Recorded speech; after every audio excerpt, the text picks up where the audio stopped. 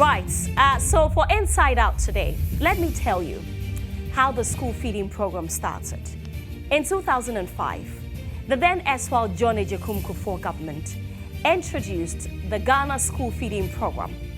Now, the aim of this program had immediate objectives of increasing school enrollment, attendance and student retention, and also to reduce short-term hunger and malnutrition amongst kindergarten and primary school children in public schools who were to benefit from one meal daily. The school feeding program was initially piloted in a total of 100 schools. 10 schools from each of the then 10 regions in Ghana in 2005 and ended in 2006, benefiting 64,775 pupils. In 2007, the first phase of the program was rolled out over a 4-year period between 2007 to 2010, which benefited 713,590 pupils.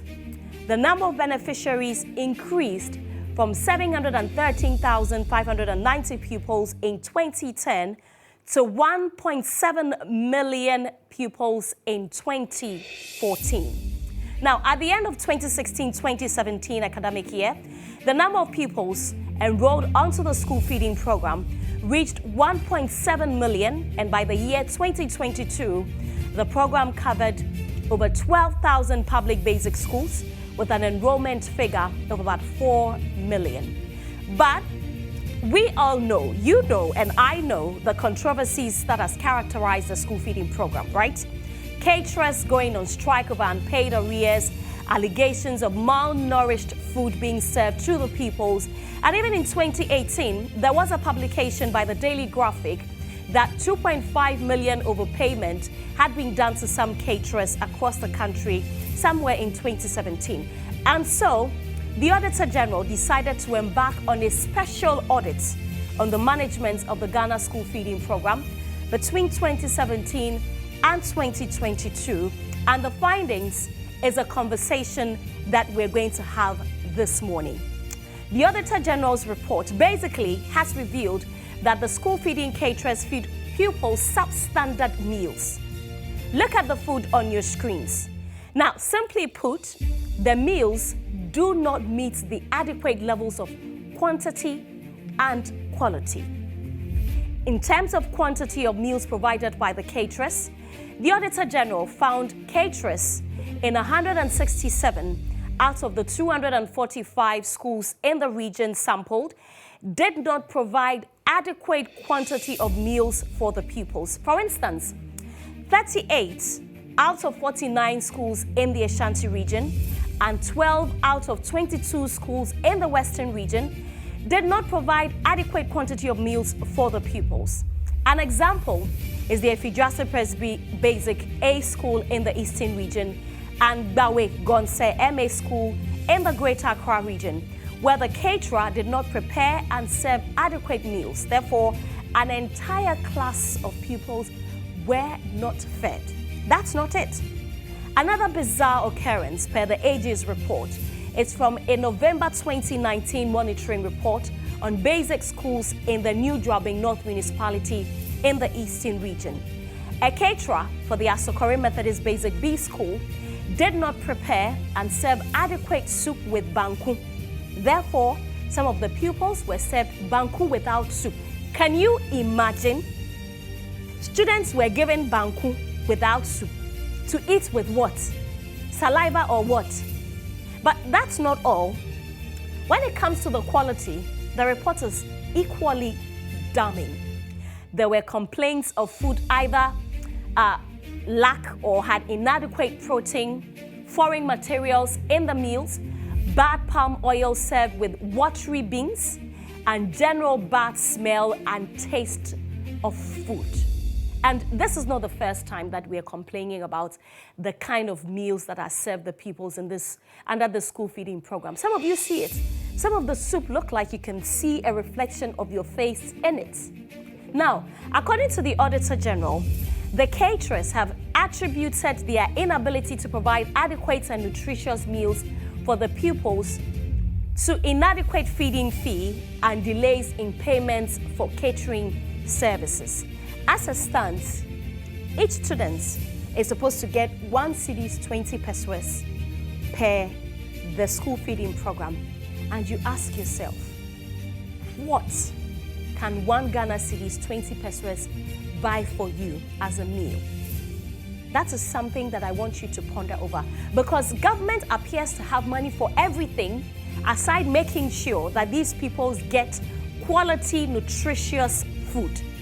How are you assigning 1 Ghana cedi 20 pesos to pupils to feed? What food do you expect them to eat? Why won't they give them banku without soup? Well, the question is, how much does government allocate as feeding grant per pupil? When the program, after its pilot rolled out in 2017, do you know how much the grant was? It was 30 pesos per pupil. By 2016, the cost per meal per pupil provided by government was 80 pesos. In 2018, government increased the 80 pesos to 1 Ghana cedis. But even with that, the catering contract and the payment files have a 3% withholding tax, and that is deducted from the approved 1 Ghana cedi feeding fee, leaving a net amount of 97 pesos as a real feeding fee. Now, according to the African Union biannual report on the homegrown school feeding program, the average cost for providing a meal for a child is $52 per year, which translates into 25 cents per meal per day. The Auditor General, therefore, using an average exchange rate of 6 cedi 40 pesos to $1 in 2022, says it expected the Secretariat to provide a feeding fee of 1 cedi 60 pesos per child per school day. That is in 2022. The audit report also discloses minutes of meetings between the sector ministry, which is the Gender, Children and Social Protection Ministry, development partners and other stakeholders on 27 June 2019, which indicated the need to increase the school feeding fee per child from 1 Ghana cedis to 1 cedi 50 pesos. This was in 2019. An indication and general consensus that the feeding fee was inadequate. Now, later in 2022, the former Finance Minister, Ken Ofori-Atta, disclosed that while presenting the budget in Parliament, government's decision in 2023 was to increase the feeding grant to reflect the current cost of living. Remember that strike action in 2023 by the caterers demanding the fee to be increased to 3 Ghana cedis? Well, it didn't happen. In June 2023, the then Gender Minister announced an increment in the fee from 1 Ghana cedi to 1 cedi 20 pesos per pupil. But the 3% withholding tax means that the caterers got 1 cedi 16 pesos per pupil as feeding fee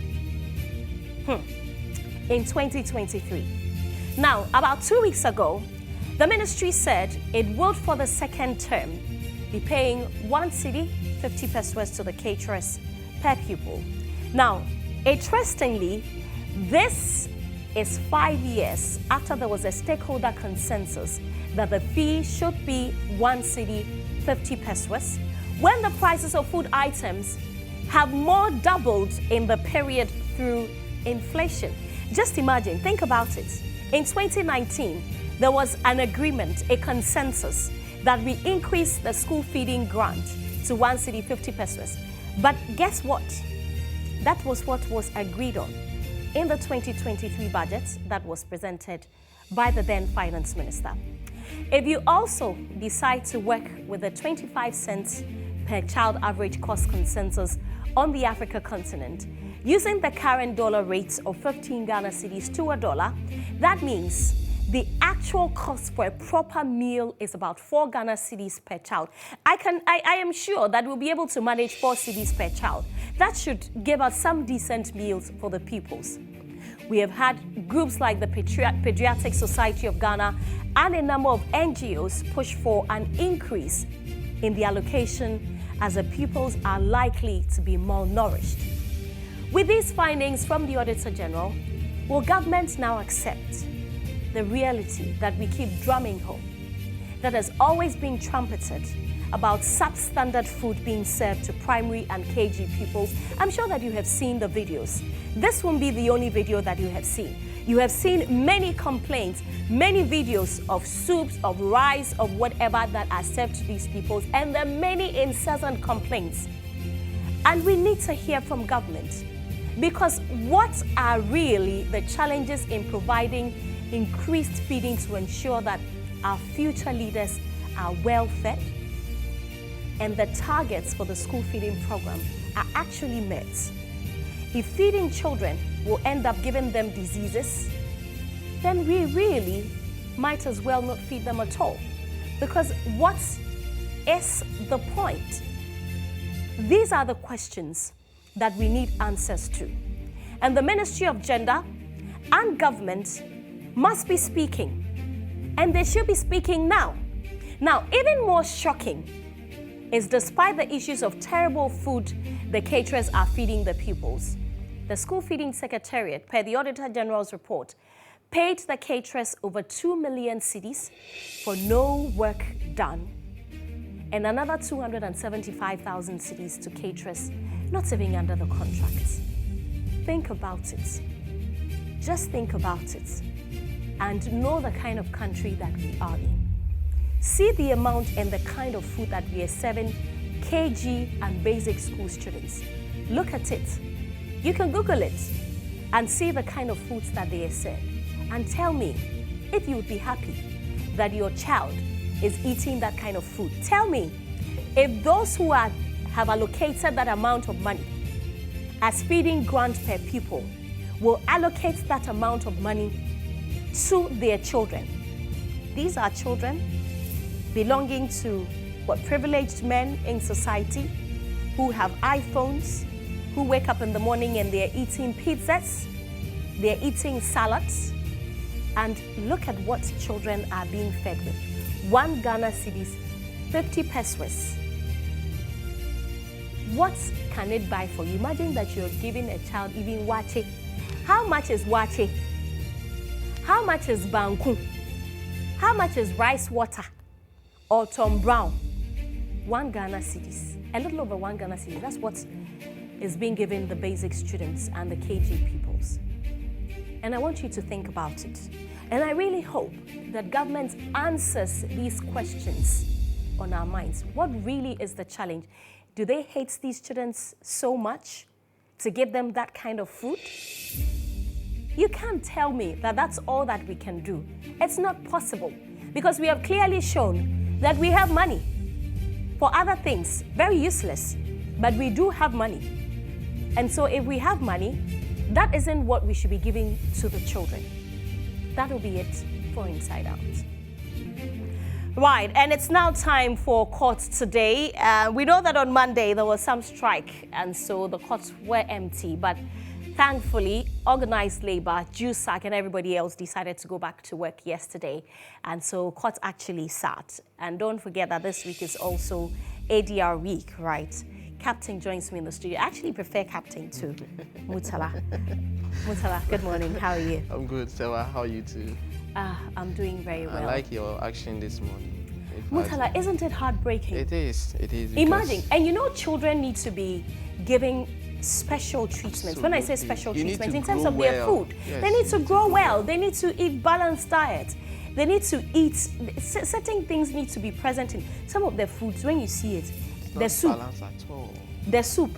It's as if like there's no onion. It's just yes. On it and all that. And the Auditor General's report has revealed that some of the palm oil has gone bad. But you know our challenge as a country. I am looking at situation whereby we want to do politics with every single thing, and that is the results that you are seeing. So I want to always put something on camera to come and show you that I'm doing something when indeed the work is not being done. Until we change that mindset, this country, I'm not sure. And you know, I am waiting for the NDC representative that will come on the show this morning. I really want to hear. I know that they are going to, both of them are going to try to politicize the conversation. But you see, the data shows that as far back as 2019, there was a consensus to move the money from 80 pesos to 1 cedi 50 pesos. Even that is even that was not even adequate, but it was not done. That 1 Ghana cedi 50 pesos is what was proposed in the 2023 budget. You can in imagine. Today's world, when tomatoes, the price of tomatoes. Now you go to the market and you wonder whether you should come back home and buy food, already made food, or you should continue to prepare food at home. With what money? It's very, very expensive. Anyway. Preparing a small meal at home is now an issue that you have to think about it so many times before you can have something for your tummy. But it's sad. It's sad the whole country is some way, because even if you decide not to cook and you decide to order food, you buy food for 40 Ghana cedi. The cost of delivery, the cost of delivery to bring you the food will be 70 Ghana cedi. So it's no brainer. Fuel prices have gone up. You yourself can't drive to the place to go. Oh, it's not easy. The country is going some way, somehow. Anyway, so that is also for me. We should do away with the politics and focus on the real issues. And that's the only way we can survive. I really hope so. Yes. And that is what, instead of focusing on these things, look at the things that our parliamentarians were focusing on. Avoiding speed limits and using sirens. But these people, anyway. I was enjoying the conversation yesterday. What happened in court yesterday? What happened in court yesterday was that on Monday there was no court action. So yesterday, as predicted or as anticipated, the whole court premises, in fact, especially the complex, was very, very packed, because cases from the Monday were all dealt with yesterday in addition to yesterday's schedule. So and one of the cases that came out was the Saglemi affordable housing case involving Alhaji Collins Dauda, Kweku Ajiman Emensa, Alhaji Zibrim Yakubu, and of course, Nuvi Tete Angelo, the contractor, has passed on, and so there was no way he would be in court, and his records has already been expunged. So what is happening, or what happened yesterday, was that prosecution's second witness was in the box, testify yesterday. He ended his evidence in chief by way of reading his witness statement before Justice Ernest Owusu-Dapa. He was a cross-examination of Alhaji Collins Dauda's lawyers, led by Nuhela Seidu. In fact, she was holding brief for title sorry. Yesterday started, and the court indicated that as per the case management completion plan, they had 2 hours and another extra 1 hour subject to the discretion of the judge and how the witness will be answering the question. So yesterday, and across examination, the witness in your shelves over there, a very tall man, and of course from the ministries, yesterday came, and in 11 minutes he was subjected to cross-examination. So that is Alhaji Collins Dauda there. He always comes to court in white, and so one question that I remember. Yes, he can. He always comes to court in white. Always in white. Anytime you see him, Alhaji Collins Dauda is in white. So yesterday he was in court. So there were people who have been asking him, I should ask him why he's always been wearing white. At home he says he wears white.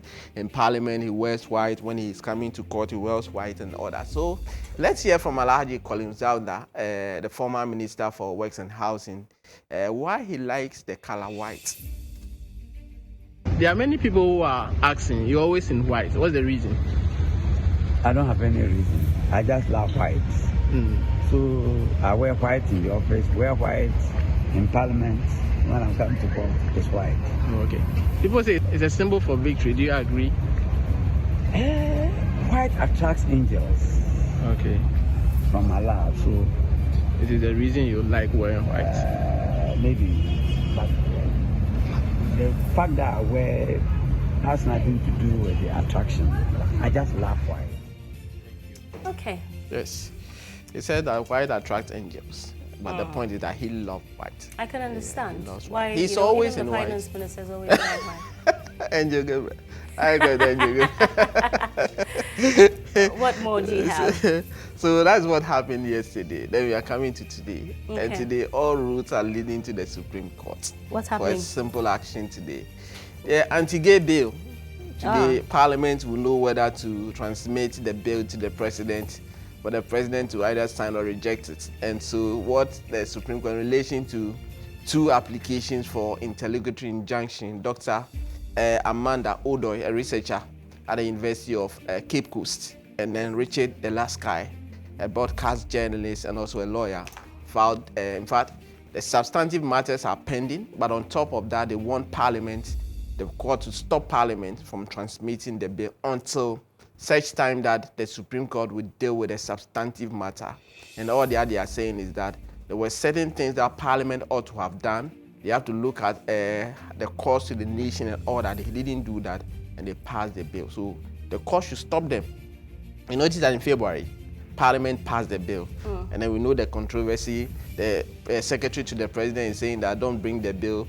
Parliament, the clerk to Parliament said that tell us when you are ready to receive the bill. President is saying that due to the pendency of these two cases, I am not going to sign until I'm not going to receive it until Parliament or the court is done with the issues. So today, on the 3rd of July, the court heard argument from both parties, and today, a 5-member panel of the Supreme Court, presided over by the Chief Justice, and other members of the panel, Justice Mariama Owusu is in there, Justice Professor Henrietta Mensah Bonsu is in there, Justice Ernest Gawu is in there, and of course, Justice Yao Dakwa Sari. So these are the 5 judges that the eyes will be on today. They deliver their rulings as to whether to stop Parliament or to allow Parliament to transmit the bill. So that is what we have coming up this morning at the Supreme Court as part of one of the cases that will be coming up today. Okay.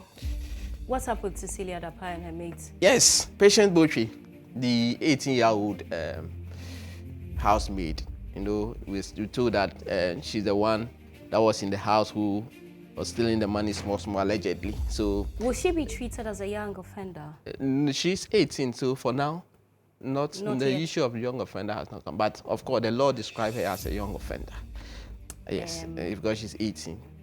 Well, not particularly, but okay, you go on. Yes, the law describes her as a young offender. So the point is that they have pleaded not guilty to stealing and other counts, in fact, over 30 counts. So today, her lawyers are moving an application before Justice Lydia Osei-Mafo, and their request is simple. Ask the OSP to give us interrogations that they had with Madam Cecilia Dapai and her husband, interviews that they conducted, all videos and audios that they took from them, and all other statements in relation to when the OSP invited them, when the OSP arrested them, all the things that they took from them. They should give it to her and her lawyers so that they'll be able to subject them to cross-examination. Notice that the husband of Madam Cecilia Dapai, Mr. Daniel Osei-Kuffour, currently is in the witness box facing cross-examination. And they say that when they have these documents, it will assist their cross-examination. So today, before Justice Marie Louise Simmons, Criminal Court 2, the lawyers will be making that application, and hopefully they'll be hoping that the court will grant it for them to have that document from the OSP. So that is one of the things that we also look forward to see today in court. What else? So one of the things, Tema Mpakadan, that name, when you mention, one thing comes to mind. The train accident.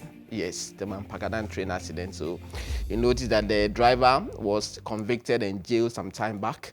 4 other persons were arrested as abetting the whole incident. And so they have been arraigned at the High Court. And today, they are expected in court at the last court sitting. So the 4 are those on your screen, 2 at the left side, and then 2 in between the investigators who brought them to court. So today, at the last court sitting, prosecution was expected to file all disclosure documents, but they say that they filed it that morning, but the court and the defense, or the accused and their lawyers, are saying that they were not served at that day. So Justice Lydia Osei-Mafo has adjourned the matter to today, hoping that the court docket will be served, the defense lawyers will also be served, and a case management conference where they will sort out all the documentation and ensure that whatever prosecution file is the same thing that the court has, the same thing that the accused persons also have, and then the court will fix a date for the trial to commence. So that is one of the things that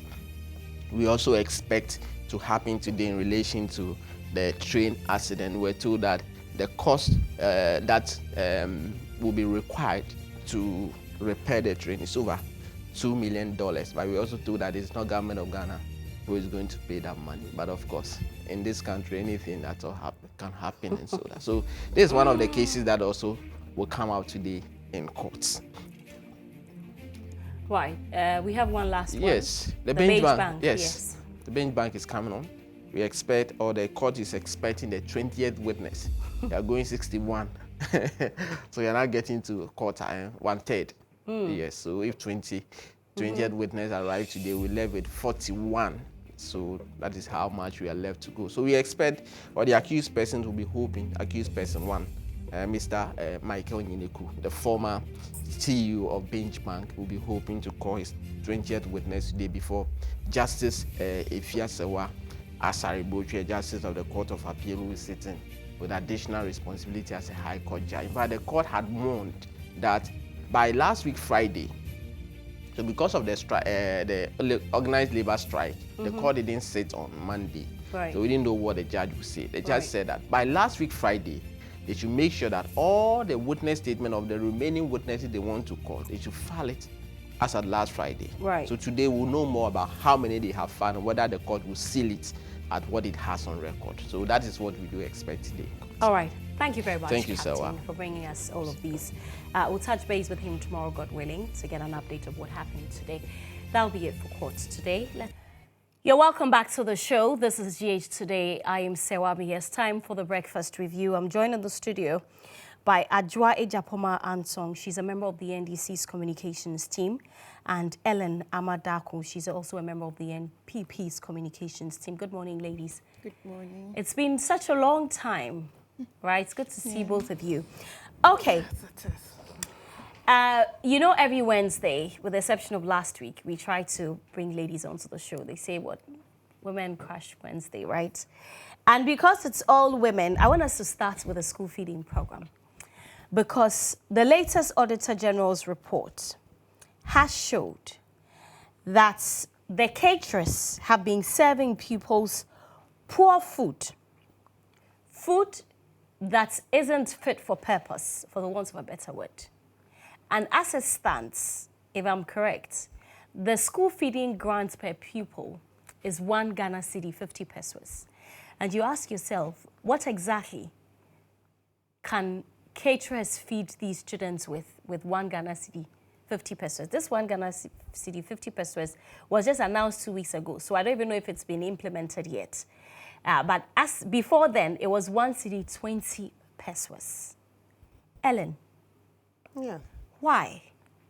Why? Why are we feeding these students or these pupils with this when we can increase the money? And I'm coming to you first because your party is in power. School feeding program is a government incentive. It was set up, I believe, in 2002 to 2003, around that time. And so it's meant to feed... In 2005? 2005, okay. So it's meant to feed our children in basic school. It's come a long way. I totally agree that the money is wholly inadequate. I mean, something has to be done about the money. But when you say that the caterers are feeding the children with bad food, it's not all the caterers. Some of the caterers are doing that. And we have to be open about it and confront those caterers.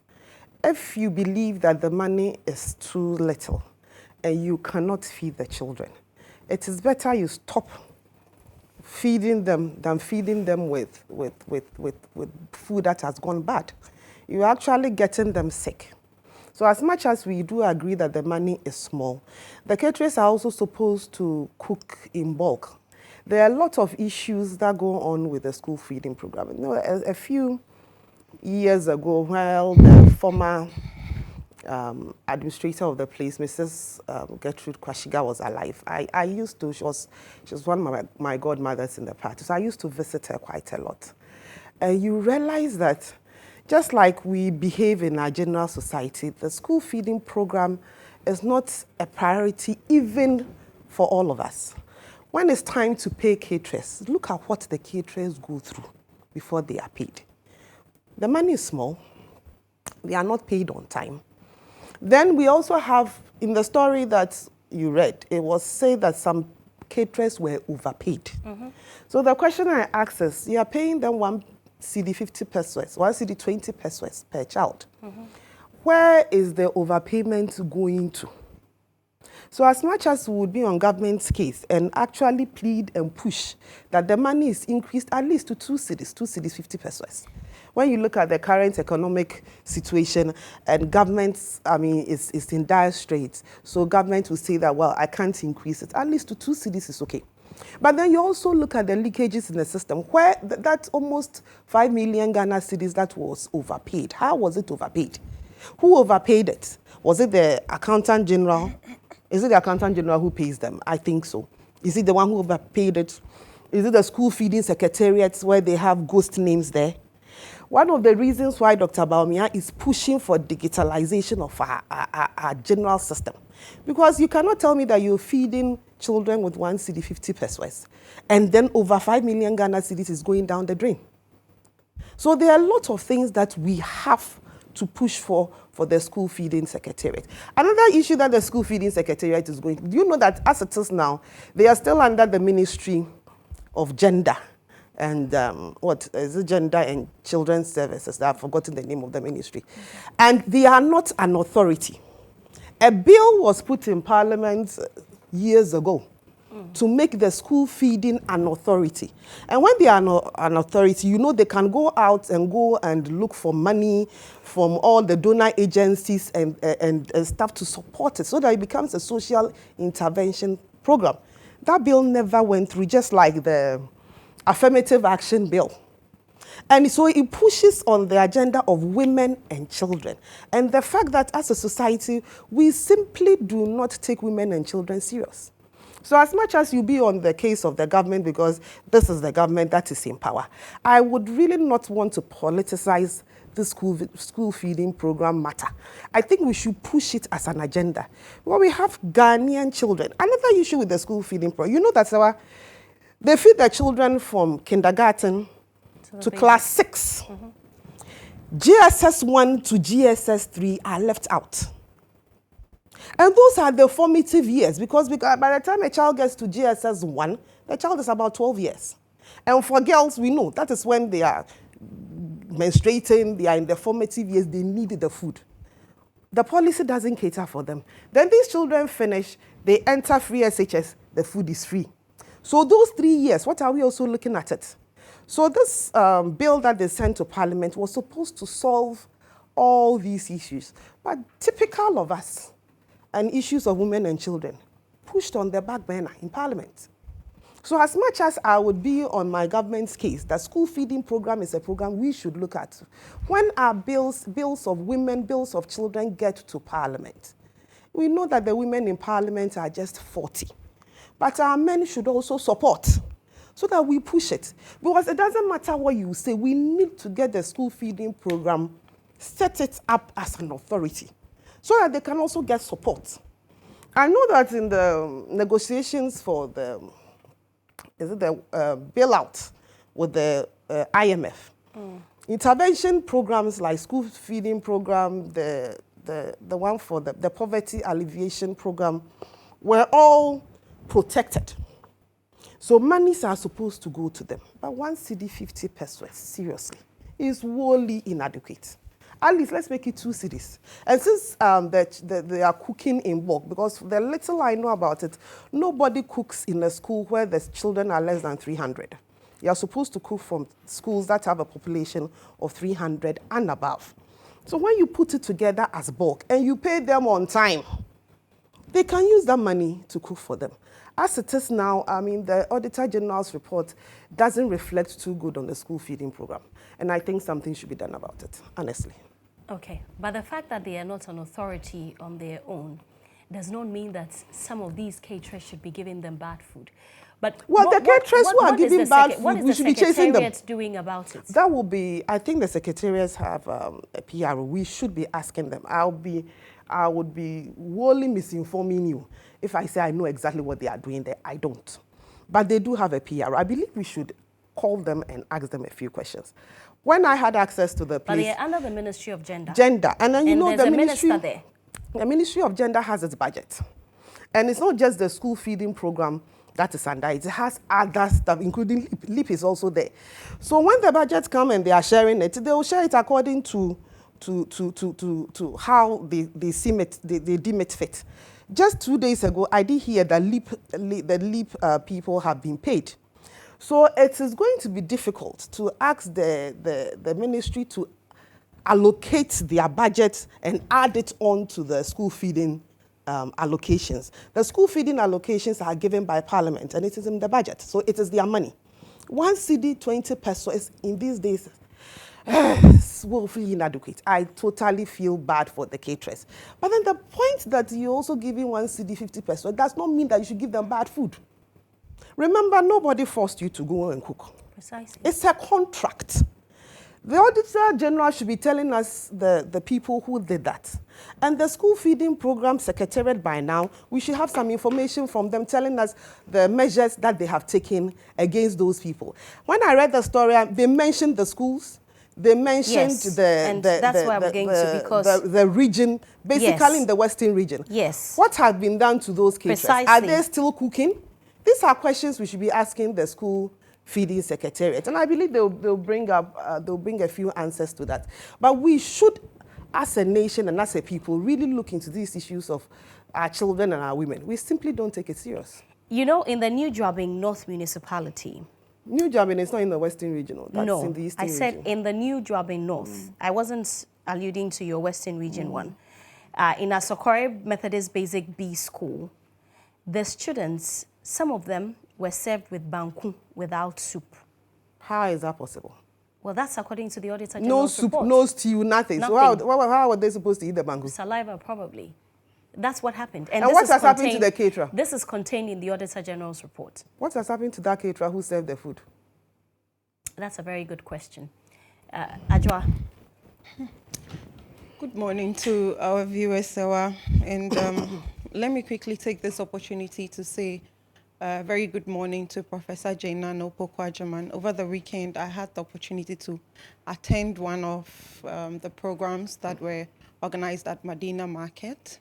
And then I saw her moving on the ground, and then meeting these market women, listening to the problems of women. I just want to send my admiration this morning. And back to the school feeding program. So to be honest, when I was reading the story, there was tears in my eyes. And this morning, I think I came early and I saw you doing a mini documentary on it. It was really sad. And when we say that the children are being fed bad food, people may not really understand what is going on. From the report, we are being told that some of the children have complained about foreign materials in their food. You're eating rice, you're eating beans, and you're seeing foreign materials in your food. Children are being served with watery beans, with spoiled oil, red oil. Children are being served with banku, with molds on it. I mean, as a country, from where we have traveled from, this is very, very disheartening. I just couldn't hold myself, and to think that actual human beings, and we have people who are overseeing such a system, whose children will not even agree to eat a day-old rice. But we have other people's children eating moldy foods, eating foods with foreign materials, eating spoiled food. And recently, in his outdooring speech, the recently outdoored running mate of the NPP, yes, in his speech said that there was so much food, such that even the caterers are stealing the food. I haven't seen the caterers come out to defend themselves. Could it be the case that indeed they are being paid, but they are stealing the food instead of serving the children? Is that the case? I mean, this is beyond politics. We are all aware that feeding is very crucial to academic performance. It's crucial to cognitive development. It is crucial to learning and everything that a children will be in future. And so if at this stage we are serving such meals to our children, then what happens to our future as a nation? I think this is very, very shameful. And then I think I would agree with His Excellency John Dramani Mahama when he says that perhaps we should go back to decentralizing the school feeding program. We should hand it back over to the headmasters, because most of them live with the children. Most of them know the local people, the suppliers. They are able to negotiate with suppliers and also able to directly oversee that the food that is being brought to the various schools are wholesome and the children are eating well. But the thing being taken out of their hands and given to buffer stock, the headmasters who are holding the children in locus parentis because their parents are not around, they are taking care of these children. They are taken out of the whole process, and it makes it difficult. So I believe that, as His Excellency John Dramani Mahama suggested, if we are to decentralize the whole system, give it back to the headmasters and let them take care of these children, negotiate with suppliers, and make sure that these children are getting better food. So that is the little I can add to the school feeding program. It's very disheartening. I've been very sad this morning watching you. I almost came into tears. Nobody deserves to be treated like that. No Ghanaian child deserves to be treated like that, and to be eating spoiled food is inhumane.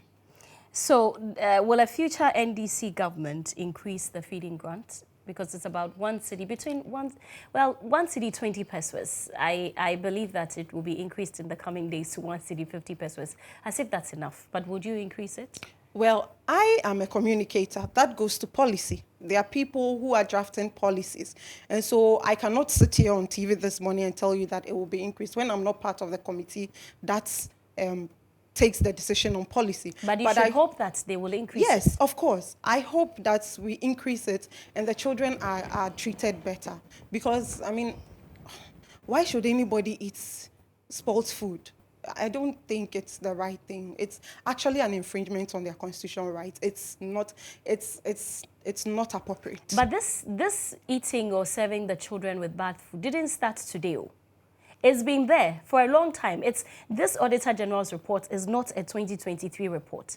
It's not covering only 2022. It's from a while back. And so if successive government have supervised or superintended over such a system and seen that these children are served with bad food over time, really, when is it going to change? Well, why is it coming to light now? Because per what you're saying, if it's been there and be subsisting for some time, why is it coming to light now? The Auditor General decided to look into it now. What triggered that? Could it be that there were reports that now people are eating spoiled food? Because I believe that if people took their children to school a while back and they were eating spoiled food, they would have reported to their parents or at least said something. So I do not believe that this You haven't heard reports of children eating malnourished food before? Food that is inadequately, the nutrients are not enough, yes, but spoiled food, I have not heard. Spoiled food with foreign materials, moldy, bangkung. It cannot be the first. That's surprising. I have almost every other year. We hear it. Something happened. But then we are confusing two things. The Ghana school feeding program is very different from the feeding of the SHS students. Yes, they are Ghana different. school feeding program is responsible for basic school. So In that kindergarten, right? that's from kindergarten all the way to class 6. Yeah. Basic school of public basic school. So if you're in a private school, you're not part. Right. We're talking about government schools. And the free SHS matter is different. So Dr. Matthew Opoku Prempeh, as Minister of Education, the one who led in the implementation of free SHS, was talking about the secondary free senior high school one. feeding. Right. And Not I the believe His school feeding Excellency program. John Mahama was also talking about the free SHS school feeding who are supplied by buffer stock. And that's why he brought a suggestion. So school feeding program is very different from the free SHS. My issue with it is because we are feeding children in their formative years, we have to be very, very, very, very careful. And I'm quite passionate about this because my first degree was in BSc Home Science. So I understand what it means when you have an underfed child. This is not the first time we are hearing about this. 2 years ago, I sat right on this seat and we discussed school feeding matter, if you remember, that was when the caterers went on strike. 4 years ago, we discussed it. It's like every other time that the Auditor General brings up a report, we discuss all the way in fact, right from the time that it was implemented in 2005. We've had caterers, not all of them. We have to be very specific because we have a majority of the caterers who are doing a good job. But we have some who have decided that they are going to take advantage of the system, they are going to steal from the system, and now they are serving the children with bad food. And that is what I simply do not get it. The caterer who decided to serve the moldy banku, it means the banku had been prepared. If you prepare banku well, it takes a week before the mold starts coming. Right. So you actually prepared banku and put it down for a week, 2-3 days, and you came to feed people's children with it. Yes, I agree the money is small. I agree that you don't get your money on time. But how mean can you be? How wicked can you be? And I'm very passionate about this because you are worrying the children. It is better you don't feed them, so that we all know that the children are going hungry. Then they are parents, because these children are not in boarding school. They come from home every day. So if parents know that my child is not going to get food today, I'm sure the parents will take care of their children. But we give the parents expectations that, please, come. The school feeding program is there, we'll feed your child. And then they come, and you, this caterer, decides to feed the children with watery beans and expired palm oil. And so the question I'm asking, I'm going to actually follow up on it. I'm going to call school feeding program. What have they done to these people?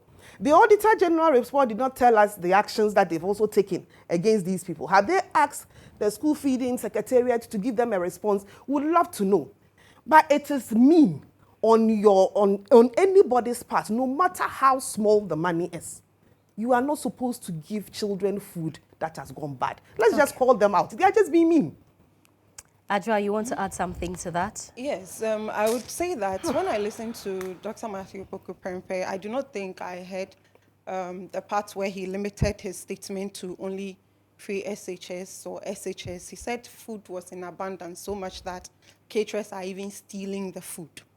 So whether the caterers in the school, whether from kindergarten to it, there has been an allegation that they are being produced or provided with the food, but they are stealing it.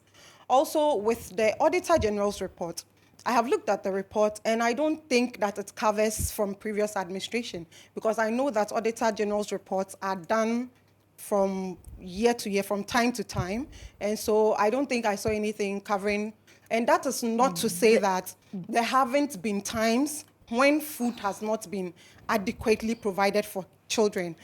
Okay, finish. Yes, that is not to say that there hasn't been time. But this particular one, that is serving spoiled food. I do not think in the report I saw that it covered, it extends. So the Auditor General's report, what we are discussing now, is from 2017 to 2022. It may not have captured when your government, your party was in power, but it is not a report of last year. It's from within a period of 2017 to 2022. Just to make it clear. So it's not a last year's report. It is not with regard to the school feeding program, because the issue about the Asukore Mampong school is a 2019 report. It is not a last year's report about serving the students banku without soup. It's not from last year. It's from 2019 per the report. 5 years ago. Yes. So we should know what has been done. What to them. action So was taken. I agree with you. I just wanted to correct that part. It doesn't cover, this report doesn't cover previous administration. But you and I have agreed that the issue of serving, it is this incessant report or complaints that triggered the Auditor General to conduct the report. But between when the school feeding program was introduced in 2005, up until 2017, do you know how much money was allocated as a feeding grant per student? I want to quickly find out. 2017, I think they were getting... It was about 80 pesos or 50 pesos. 50 pesos. Let me double check, please. 50 so pesos, it and means then that it was raised to 90 pesos. Then I think it went to 1 CD, 20 pesos. Yes. And that is where we are now. So even before 2017, if that's what you want to say, that before the NPP took over, they were getting below 1 Ghana cedi. Yes, and I agree that it is inadequate, but I also want us to have an understanding that there is a difference between serving children with food which is not adequate, and serving them with food which is spoilt and has gone bad. That is the difference I'm trying to draw. And also, we should not discuss this independently. We should know that at the time when these monies, and not to justify that the money was adequate, but we should also make a juxtaposition with at the time, what was the exchange rates, what was food prices, the cost of food, and how much does it cost to prepare food? Comparing those years to what we have now, how much it would take for a person to prepare food for an individual. And so it shouldn't be discussed independently that we were giving 80 pesos or 50 pesos in some years back. And so if we have increased it to 1 cedi 50 pesos now, then it is adequate. It is not, because that is not the only variable working now. We are working with so many other variables, such as the high price of food on the market right now. We are dealing with so many variables, which demands that we must increase the amount that is recently given. And also, we must find a way to sanction those caterers who are serving bad food to children. Okay. Let's move on. Ellen, shall we? You have nothing to add Well, now, right? I just want to know, it's been 5 years. So what, are those caterers still at post? And if they are still at post, can we imagine the damage they've been causing those children in the last 5 years? We will follow up. Unfortunately, the Auditor General's report comes out 2 years in arrears, 2-3 years in arrears. Perhaps we should also encourage the Auditor General to be more, real time. Give us, I would have loved to know the situation now as we speak, instead of 2-3 years. We definitely will follow up. Okay, let's move on. Let's talk about members of parliament, because yesterday, government or the Minister for Transport decided to withdraw the LI, seeking to grant some sort of exemption to members of parliament, ministers of states to use sirens without speed limits. And the withdrawal comes because there's been a lot of agitation by the public on this. The NDC MPs in Parliament yesterday, around 12 o'clock, released a statement saying that they were not in support of the said LI. But it appears that they actually were in support in some way, because, and even the Speaker of Parliament said that he was not aware that the said LI had been laid in Parliament. But all of us have seen videos where the Speaker himself was presiding over business in the House on the day that LI was laid. Now, the chairman of the committee that overlooks that LI is NDC, Dominic Ayine. And in Parliament, he had come to say that they had satisfied, or they had double-checked or cross-checked all the concerns that were raised. So it means they saw it, they okayed it. And now, because there's some public agitation, they are moving away from the LI. Well, I would say that at the end of the day, the LI has been withdrawn. And so it's a win-win situation for everybody. But it is important to point out that some majority MPs have pointed out the double standards of the NDC when it comes to this. I want us to, first of all, listen to the Speaker of Parliament when he presided over business in the House when the LI was laid. Majority Chief Whip, you are right legally that the business is not before the House, and therefore encouraging the chairman of the Subsidiary Legislation Committee to engage with the minister, you are right. But the experience has shown, and experience is the best teacher, that we have done some before and took it for granted that those consultations have yielded the desired results, and have reported on some instruments earlier on, and later on discovered that the concerns were not captured. That is where I want to emphasize that the committee led by the chairman in engaging the minister should make sure that there is some consensus on those issues and those are well captured.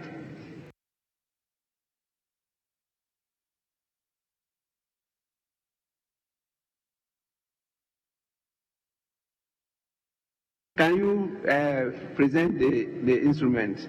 Table office, kindly do the writing. Let the bell be rung for 10 minutes. Road Traffic Amendment Regulations 2024. Honourable members, the Road Traffic Amendment Regulation 2024 is accordingly laid and referred to the subsidiary.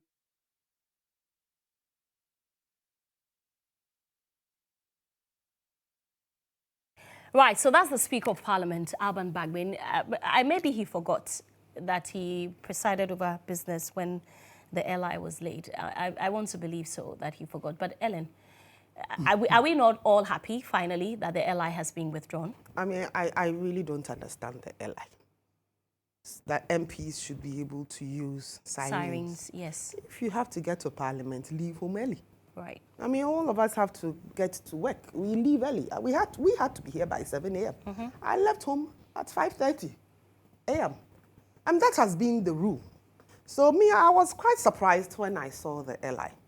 And I knew people were going to kick against it, especially there's this road safety group. You know, they were really active about it.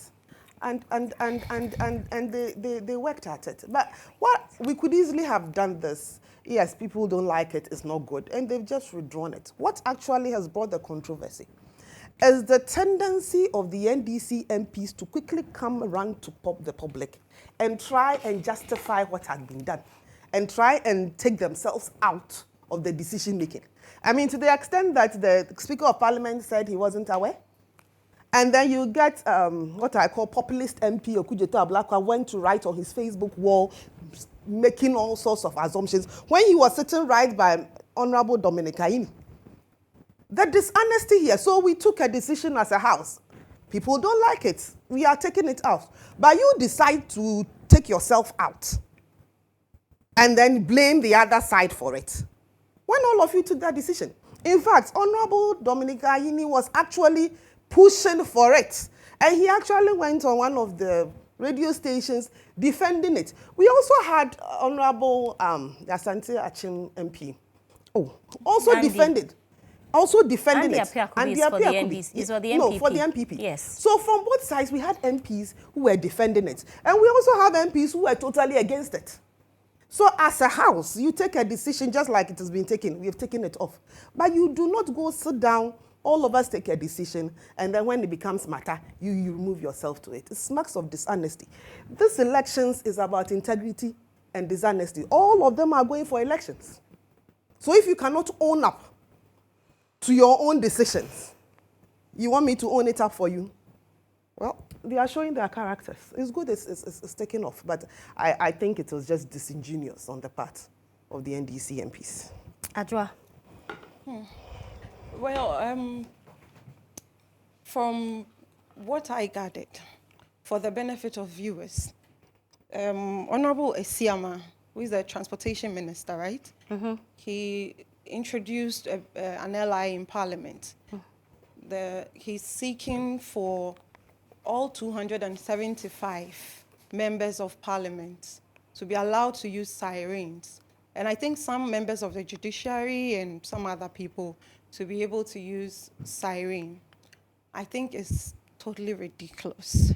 I mean, I understand that we live in a country where some people are more privileged than others.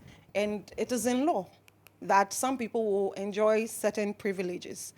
But when these privileges are such that it's indirectly oppress or is at total variance with how the normal Ghanaian lives, then it becomes ridiculous.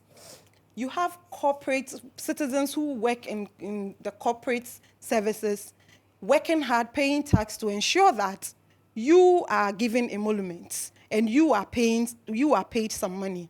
How do you then bring a bill to Parliament that you want to be able to use your siren to bypass people? There is a problem in our transportation system. And as transportation minister, instead of you focusing on how to solve the problem, you want to legislate away your troubles by bypassing citizens and getting to your destinations early just because you are transportation minister. The bit about the House taking a decision. The House have decided that if we had this, it would have been better. There was public uproar.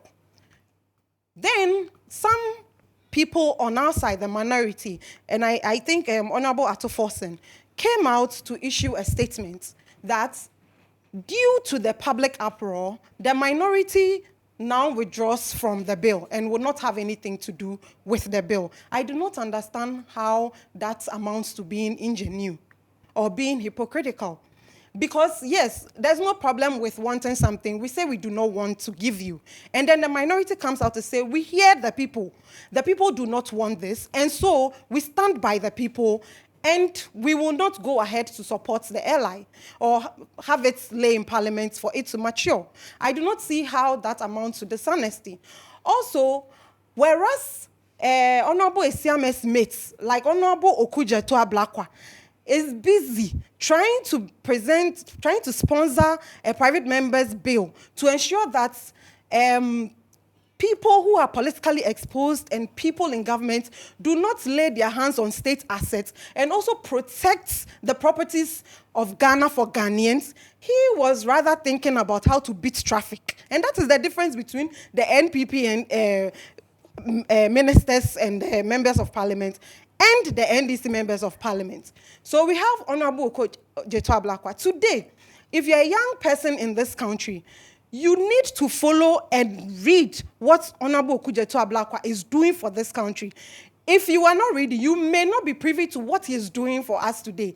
And even if you are being brainwashed by other people, in future, as today we sit here and say Nkrumah never dies, we will one day remember what Honorable Okudzeto-Ablakwa has done for us recently.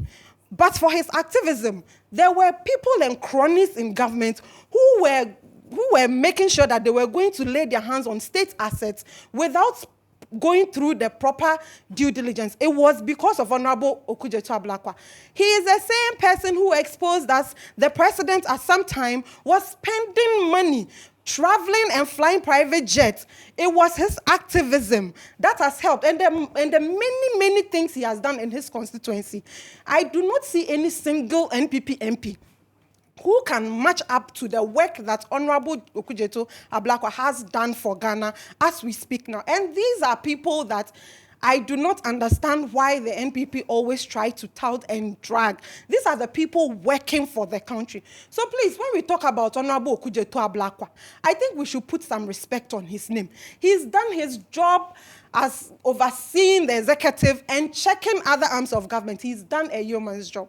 And so please, let's respect Honorable Okudzeto-Ablakwa. As for the transportation minister, I do not know what achievements he has been able to have in being transportation minister. I do not know what his achievements are.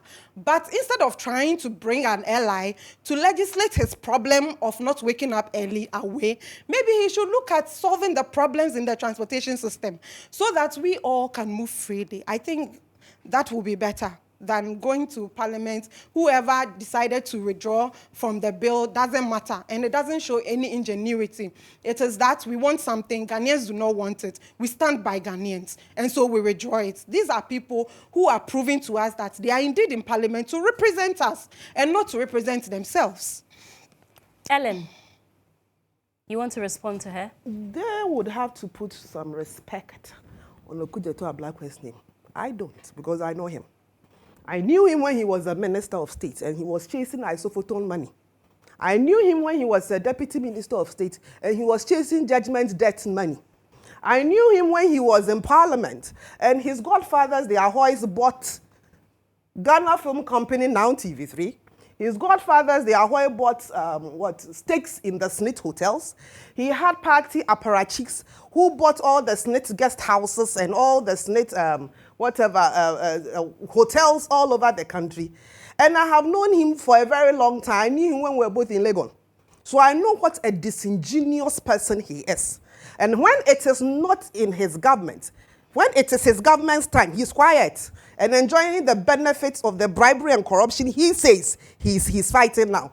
He's a very, very populist MP. He actually, in fact, I see him as one of the most divisive people in our society now. He is a liar. He has been telling lies all over the place. He's been exposed on numerous occasions. So perhaps they don't have heroes in their party. So they see somebody like Okudzeto Ablakwa as a hero. If you're a young person, go back to 2008, 2009, 2010, 2011. Go read about Okudzeto's activities as the judgment debt contractor for isophoton and all the other issues that went on with him. Is he not the one who is rumored to have put some money in his boot, went to the, what do we call it, the washing bay, and the washing bay people stole the money? Can he explain to us where he got the money for all the things that he's supposed to have gotten? Babies with sharp teeth, according to Jerry John Rawlings. So please, as I said, the youth in the NDC have no one to look up to. That is why they'll look up to somebody like Okudzeto Ablakwa. The rest of us in this country, we have seen better heroes. He's not one of them. He's a liar, certified liar. And if the NDC thinks that Okudzeto Ablakwa is the role model for them, then they should go look for better role models. In their party, they have people who have done well that they can look up to. Okudzeto Ablakwa as MP should concentrate on his job as MP and do it and stop lying all over the place. Honorable Abu Jinapo, yesterday, I don't know whether it was a press conference or he brought out a statement yes, explaining the things that he says that it was those contracts and lands were sold to people under this government. Most of them were sold in their time when he was minister. That one he didn't hear. He couldn't organize things. All the park and land that he says we sold it, it was sold by them. In fact, Honorable Abu Jinapo mentioned names of MPs, of ministers who were there, who signed documents that showed that those lands were sold by the NDC. So I find it quite hypocritical that how many years down the line such a person turns around and comes to tell me that he's a crusader for corruption. Which one? Which corruption is he a crusader for? You are a liar. You have been known to lie about stuff, and then we come and sit here. Oh, you can dissociate yourself. I don't really mind. He's a certified liar. So if the NDC, this is your role model, then as a party, you have a problem. But Serwaa, I was expecting you to ask Amma which lies Honorable Okudzeto Ablakwa has told, and whether or not it was not true that there were some underdealings in the SNIT hotel sales. Where did Honorable Okudzeto Ablakwa tell lies? I mean, I am not surprised that there are people in the NPP who are very uncomfortable with Honorable Okudzeto Ablakwa because darkness cannot live with light. This is a man, you claim that Honorable Okudzeto Ablakwa in the past is this and that and that. You have no proof to substantiate whatever you're saying. You're just saying he's a liar because he's not saying things that you want him to say. Because he's there, he's uncovering the thievery by your godfathers and your godmothers. And so you are uncomfortable with him. If you have anything that Honorable Okudzeto Ablakwa has done or said that was untrue, you also have a Facebook page. The NPP foot soldiers, they have and members of parliament, don't they have Facebook page? Okudzeto Ablakwa has come out. It means he does not fear anything. He does not fear anybody. Whoever has information about him should publish it. And talking about having money in his boot, how is that evidence of him doing any wrong? That he had money in his boot, how is that evidence of doing something wrong? And that he has lied about what? When he said that the president was flying private jets with our money, was that a lie? When he said that that pastor, the double identity pastor, okay, was doing some shady deals in the National Cathedral, was that one to a lie? Well, was it a lie? That case is in court. Is it a lie that we have a pit? Is it a lie that we demolished bungalows belonging to judges and we dug a pit worth $58 million? You see, Honorable Okudzeto Ablakwa, whatever he posts on his Facebook page, he adds documents. Okay? And right now, the youth coming up are so discerning. We don't do that kind of archaic politics where you sit on TV and then just smear people's personalities. You have a Facebook page. If Honorable Okudzeto has done something wrong, go and post it. Do you think that as much as this government hates Honorable Okudzeto Ablakwa, if he has been found duplicit in a matter, they will let him run around like that? So that kind of propaganda and lies has passed. Whether they like it or not, the thieveries of your godfathers, political godmothers and godfathers will be uncovered. And we will not allow you to steal state assets.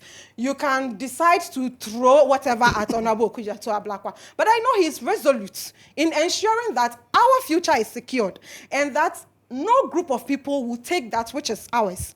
And so this morning, I salute him for that. And I know the many youth who are watching us this morning are discerning and they see what is happening. So it doesn't matter what kind of debt you want to throw against the man. He is clean. If you have something, present it. If you don't have evidence, then don't even bother because nobody listens to that kind of propaganda anymore. Okay, but have you seen the statements from the Lands Minister? I haven't. Okay. Well, I will summarize it for you. Okay. The Lands Minister, Samuel Abu Jinapor, and this isn't really one of the topics that we're supposed to discuss, but since he has been introduced, why not? He has categorically denied the sale or lease of certain states' lands to set cronies of the Akufo-Addo administration. You say, yes, that he has made, Okudzeto Ablakwa has made certain allegations about the sale of state lands. And he mentions that of the Du Bois Center at cantonments, parks and gardens at cantonments, and while the judicial service as well at cantonments and the prison service at Roman Ridge to its cronies. But in this statement, which Abu Jinapor released, he says that they are false. The allegations are false. He says that the lease or sale of the land at Roman Ridge, allocated to the prison service, was made in the year 2005 and not under the current administration. Mm-hmm.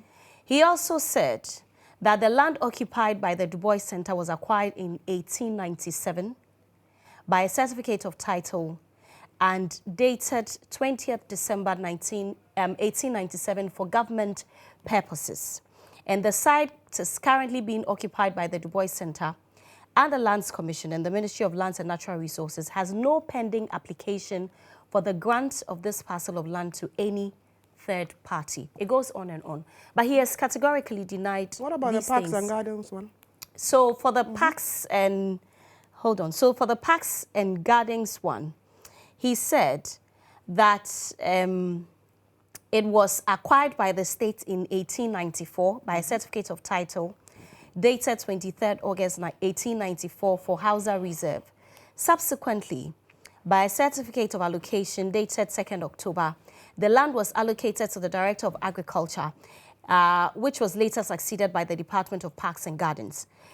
On 16th August 2012, the then Deputy Minister for Local Government and Rural Development, the Honorable Elvis Ifriye Ankra, on behalf of the Minister, wrote to the then Chairman of the Greater Accra Regional Lands Commission requesting to sell 2 acres of this land to help it raise funds to resource the Department of Parks and Gardens. And he quotes him in that letter that we're in dire need of office infrastructure and other working tools, and the agency wishes to sell 2 acres of land it is currently occupying at cantonments to enable it raise the needed funding to resource itself. It goes on and on and on with regards to the Parks and Gardens one, but subsequently it says, for the avoidance of doubt, the lease and or sale of the land at cantonment allocated to the Department of Parks and Gardens, the subject matter of the Member of Parliament's allegation commenced in the year 2012 and concluded in the year 2016 through a 50-year lease granted to Wonterim Company Limited on 29th November 2016 and subsequently assigned to Dani Ike Real Estate Development Company Limited. So, per this, So when it I wasn't say in he this lied, year. because It wasn't under this his administration. allegation was that the NPP government, President Nana Addo Dankwa Akufo-Addo, have sold parks and gardens lands to his cronies. It is the NDC that sold it, led by Elvis Efie Ankra, according to records at the Lands Commission. So when I say he's a liar, typical example of a liar, is he trying to tell me that he couldn't have found this out before he came out? So the populism that I'm talking about, and such a person is the future of the NDC. He's the hero of the NDC. Under your own government, he was deputy minister at that time. He didn't see it. Ajwa. Yes, so I think that to be a fair host, it will be also necessary for you to summarize Honorable Kudzeto Ablakwa's response on the matter. Has he responded to this statement? Yes, he has. And okay, I have not seen it. Yeah, you can send it to me. Because it was not tabled for discussion, so I have the response here. I haven't seen his response. Ajwa, have you, Ellen, have you seen it? No. I haven't seen it. If you have it, kindly send it to me. Or if you don't mind, I could read it. Just to be fair, I am fair. I didn't know that he has responded, so I'll read it. So, yes, okay, I see it. It's quite long, but I'll try and go through it. So, he says that on his Facebook page, my attention has been drawn to a statement from the minister responsible for lands and natural resources in what appears to be a desperate effort at refuting the overwhelming and incontrovertible evidence of state capture by the Akufo-Addo Bawumia government.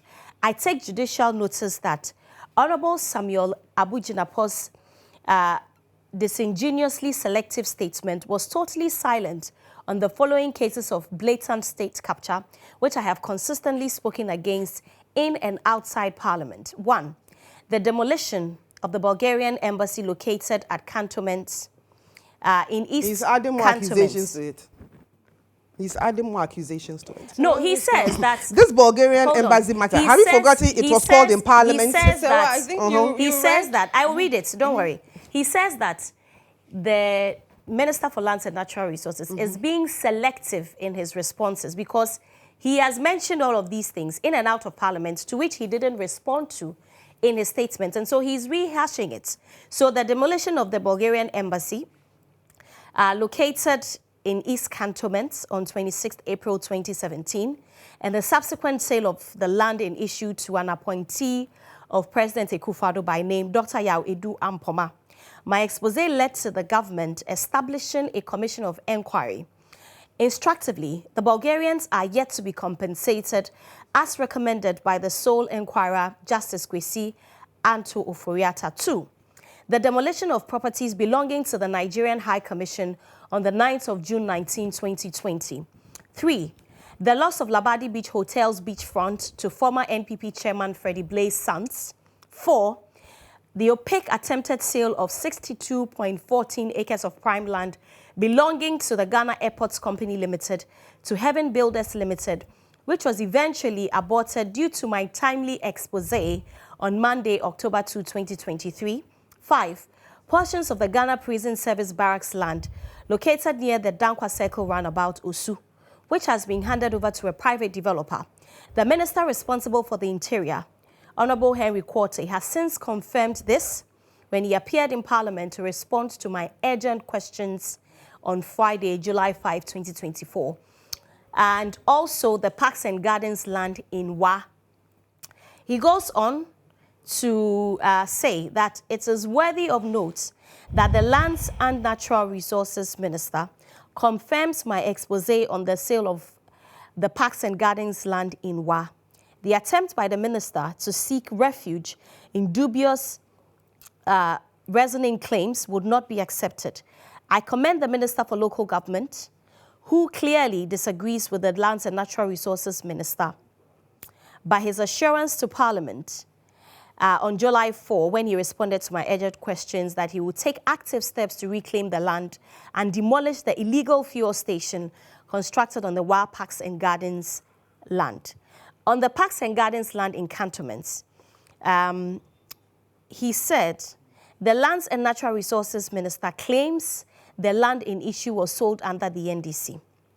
Instructively, when the Minister for Local Government, Decentralization and Rural Development, appeared before Parliament on July 4, 2024, he stated emphatically and unequivocally that per their records at the ministry, the Parks and Gardens land in cantonments is firmly under the ownership of his ministry and that no portion of it has been sold. So, I mean, it's a very long statement. I won't be able to... The Minister of Lands and Natural Resources. But you also expect us to believe the Minister why for not? Lands and Natural Resources over his Lands Commission is there. It is easy to get this information from Lands Commission. Because if the land was sold in 2012, as the Minister is saying, then the records should be at the Lands Commission. So it is very easy to verify from that.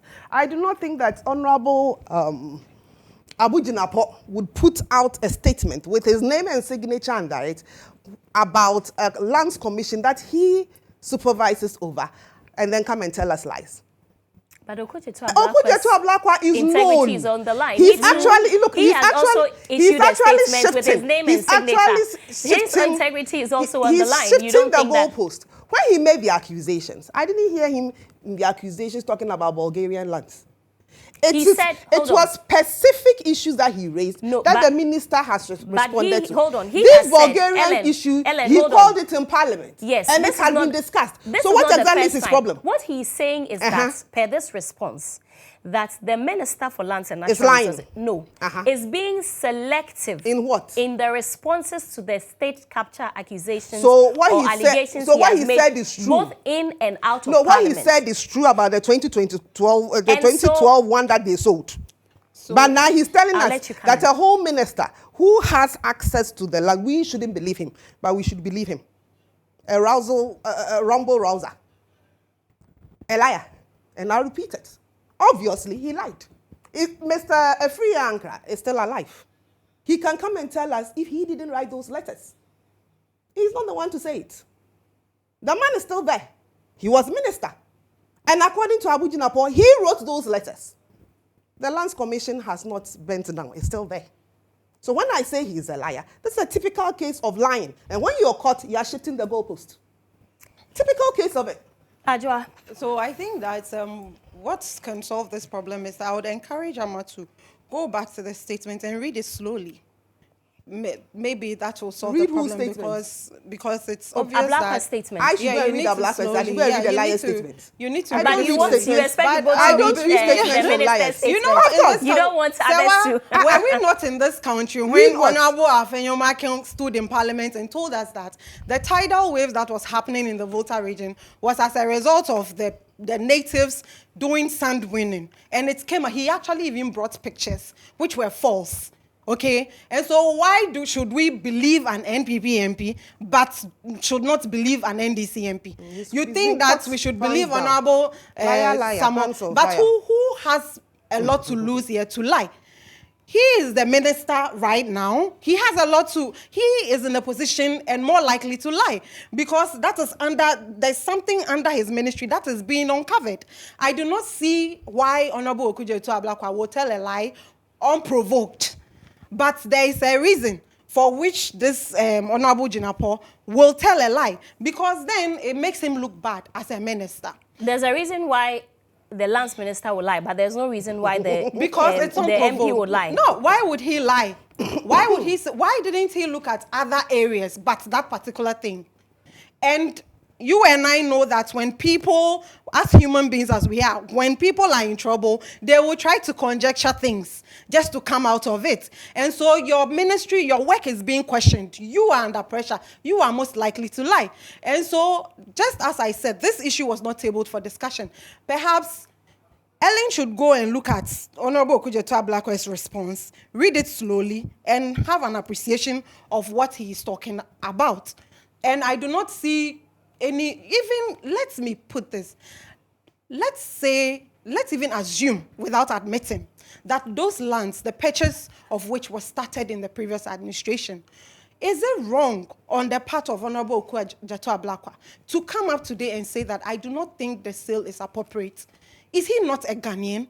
Is he not being a good citizen if he believes that there has been something shady and so the sale should not continue? But also, you would agree that in his response, he didn't directly respond to the lands minister and say that, you know, whether what he's saying, he's insisting that it is right or he agrees with the lands minister that it's wrong. Would you agree?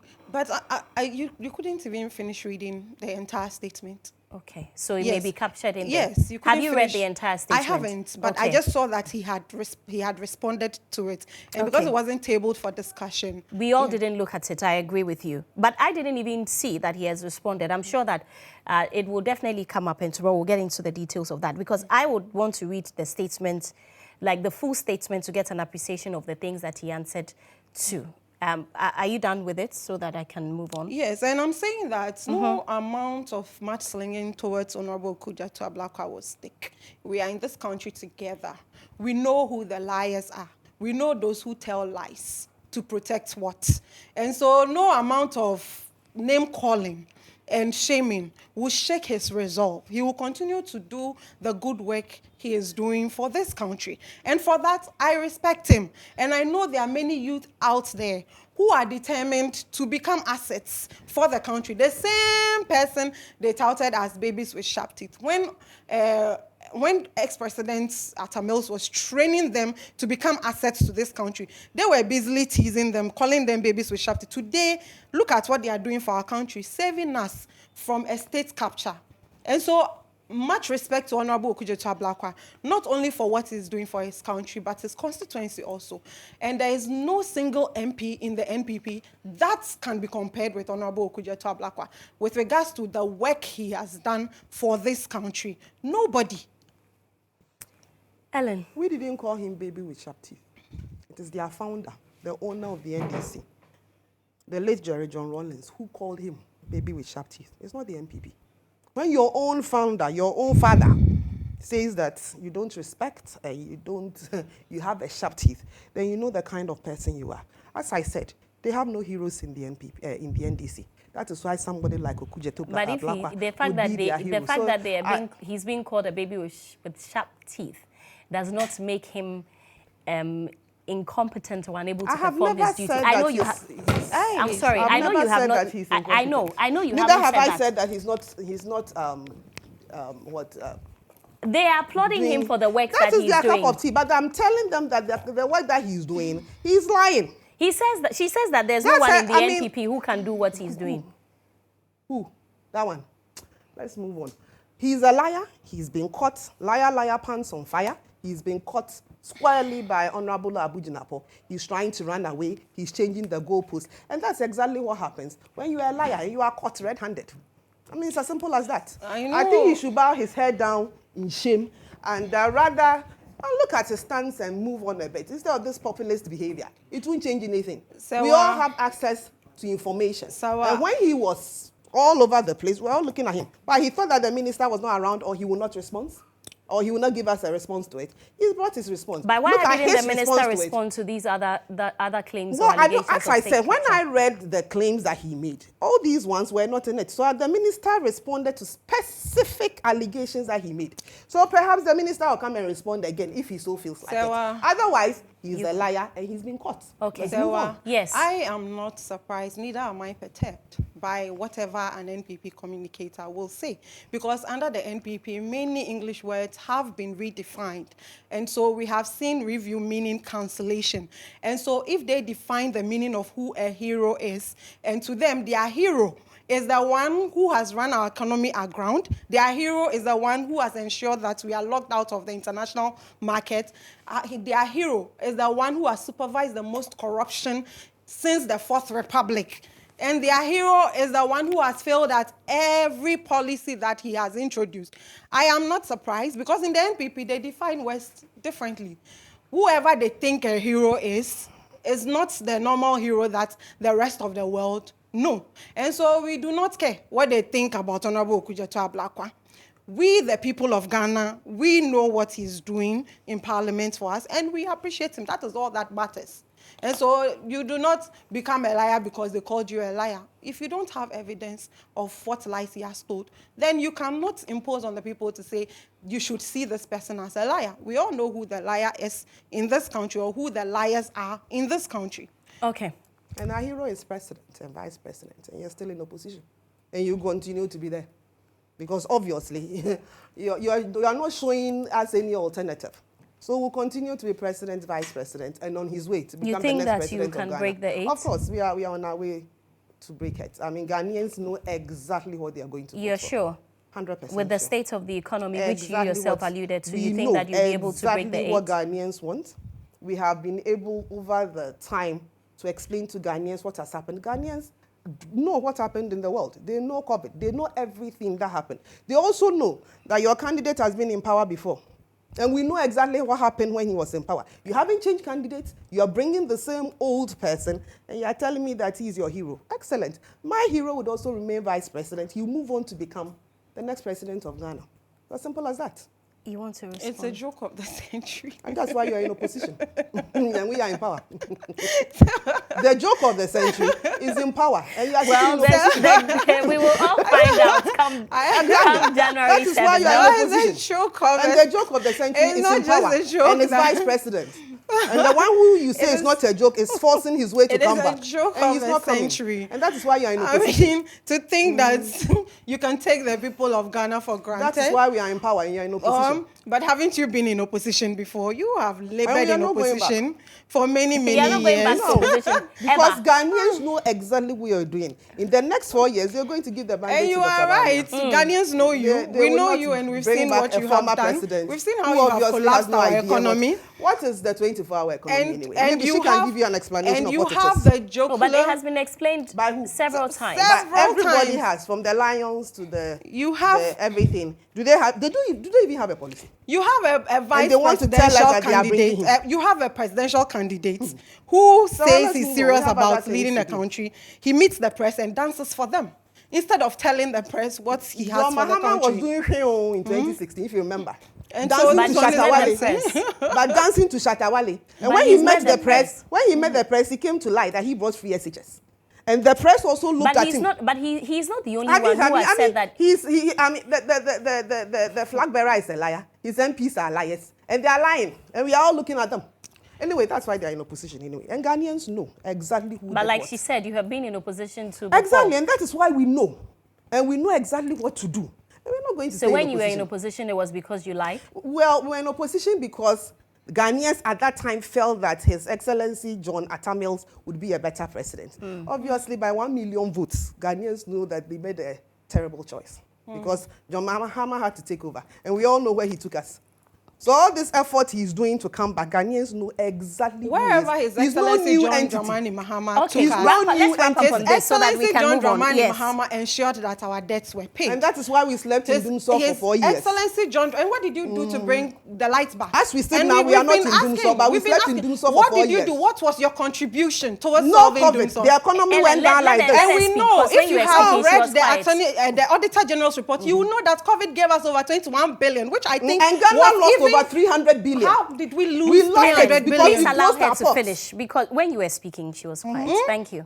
And so wherever he took us, he did not make sure that our elderly and our grandmothers stood out to picket for their own money. Bondholders were paid. We paid our debts on time. We were not locked out of the international market. Because there was COVID. They did not run the economy aground. You want to make the debate about COVID? Are we not in this country? Do we not know how much IMF gave you? Do we not know that you made 21 billion, which has even been watered down, I believe, in the Auditor General's report, of which you used 11 billion to support your budget? And even in the entire world, you are the only country taking levies for COVID. After how many years? And so don't tell us about you had COVID and you had what. We know COVID gave you money, and we know what you did with that money.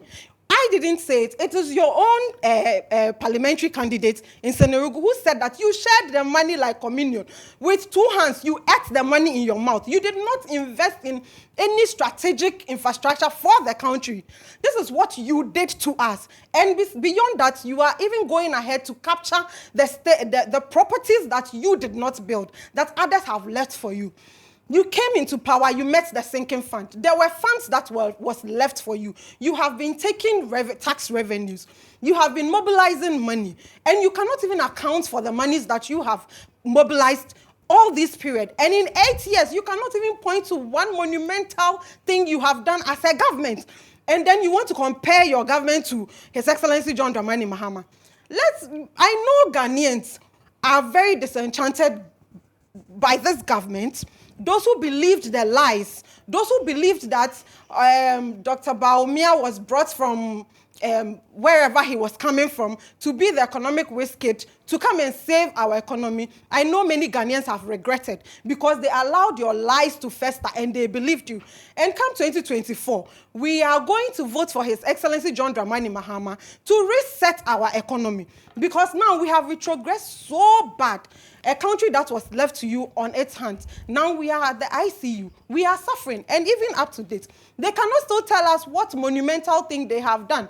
How many hospitals, how many schools, how many factories, beyond the ones that were already existing, which they painted and named 1D, 1F. So when they want to talk about which government has performed better, please, if I were an NPP, which I am not, I don't think I will even have the courage to come on TV or sit anywhere to try to defend this corrupt government. And as a country, but for democracy, I believe that the ticket of Alhaji Baumia and Napo should be an insult to us. But for democracy, these people should never ever be allowed to come anywhere close to power because they cannot even account for their mandate, for what they were given. What do they have to show for it? For all these 8 years that Alhaji Baumia has been the head of economic management team, what can he show for it? Nothing. It's just the dancing and the jokes. And see, Ghanaians, we just sit behind and we watch them and we laugh. We know that they have made plans to try to rig the election. As His Excellency John Dramani Mahama has assured the people of Ghana, your votes will be protected. This is our second liberation. And so I believe that people who have experienced His Excellency John Dramani Mahama and also experienced this bad ineptitude, corrupt and incompetent government will march out there to remove you from power, because all you have done is to hold our destinies for 8 years. You have made us retrogress. You have not added any values to our life. We have labored under your government. And so I believe that the people of Ghana are discerning. They are not going to say we enjoy the suffering. They are not going to say that our grandmothers cannot afford their BP medications because you have taken their money. Money that rightfully belongs to them. You have taken it. And so we should still vote for you so you can completely kill our mothers and our grandparents. What do you take us for? Thank you very much. You want to respond? The government that has done nothing has put 2 minutes. Thank you. 2.5 million children in school. The government that has done nothing has kept our lights on for 8 years. And that is what is important to Ghanaians. The fact that their children, they are assured that as a single mother, my child gets to GSS, I do not have to go and sell my stuff. The government that she is touting under his watch, people, artisans, hairdressers, masons, welders, their businesses went bankrupt. So it's not about shouting. It is about what has actually impacted the lives of Ghanaians. And I can confidently say that the government led by Nana Addo Dankwa Akufo-Addo and Dr. Baumia has done exceedingly well. Fortunately, we know who your candidate is. And when there was no world problems, there was no world crisis, he still performed abysmally to the extent that 1 million Ghanaians told him to get out. And such a person is coming back. And you are proud to be supporting such a person. Who will come and tell us that when he comes, you go on a honeymoon? Who will come and tell us that he has no plans for us? Who cannot even tell us his agric policy? His agric policy is giving kokon ketenkete to people, his own party people to rear. That is the person we are bringing back. 8 years of sitting at home, nothing, zilch, zero. And you are proud bringing such a person back. That person is not disgraceful. You are coming back with a vice presidential candidate who had the nerve to cancel the allowances being enjoyed by teachers and nurses in school, and still had the nerve to tell Ghanaians that we don't care. You are coming back with a government whose vice president's wife went to a school to go and tell them, the question is, when they come back, the allowances they cancelled, are they going to cancel it again because it's been restored? Will they not have chalk to give to the schools? Time to? They won't. So we are comparing two people who have been in power. Definitely, your candidate doesn't hold water. Dr. Baumia, in engaging with people, you think he's joking. Excellent. December 7th is there. We all know what will happen on December 7th. I am very confident that the Ghanaian people are going to vote for Dr. Baumia and his running mate, Dr. Matthew Opoku-Prempeh. The doctor and doctor ticket is going to win on December 7th. As simple as that. Okay.